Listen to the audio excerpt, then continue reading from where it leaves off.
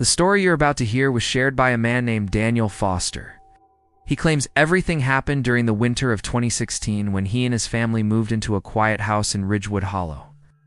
It was an old Victorian home that felt peaceful during the day and strangely uneasy at night. Within the first week, 8-year-old Emma began talking about someone living in the house with them.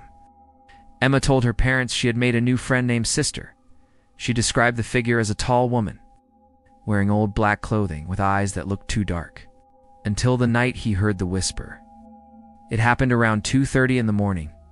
It sounded like someone praying softly. The voice was slow and distant, echoing in a language he didn't understand. Daniel followed the sound until it stopped near the basement door. When he reached for the handle, the whispering stopped. But 3 nights later, something happened that changed everything. Emma woke up screaming. She was shaking violently and pointing toward the corner. "She's here again," Emma whispered. Daniel looked, but nothing was there. However, the temperature had dropped suddenly, and the air felt thick. After that night, the activity escalated. Doors opened by themselves and footsteps echoed upstairs. Every night at 3:07 a.m., the basement door would slowly creak open, no matter how tightly Daniel locked it. He sat in the living room watching. At exactly 3:07 a.m., the door handle turned.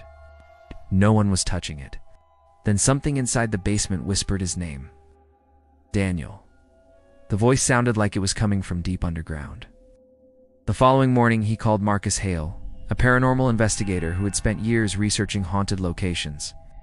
"This house isn't just haunted," Marcus said quietly. It's occupied."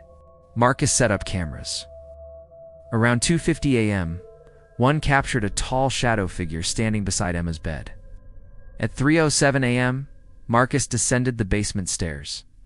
At the far end, he noticed symbols carved into the floor. Then something moved in the darkness. Something tall, wearing what looked like an old religious habit. Marcus researched the history. The house once belonged to Sister Magdalene, accused of practicing forbidden rituals. The final confrontation happened 2 nights later. Marcus returned with protective symbols as the whispering turned into an angry roar. The lights exploded one by one.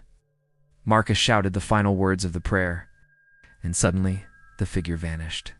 Daniel and his family moved away, but Marcus kept one final recording. The voice says, "She will return when the house is full again." If you enjoy stories like this, make sure you subscribe to Hollow Eyes, because the next story might be even darker.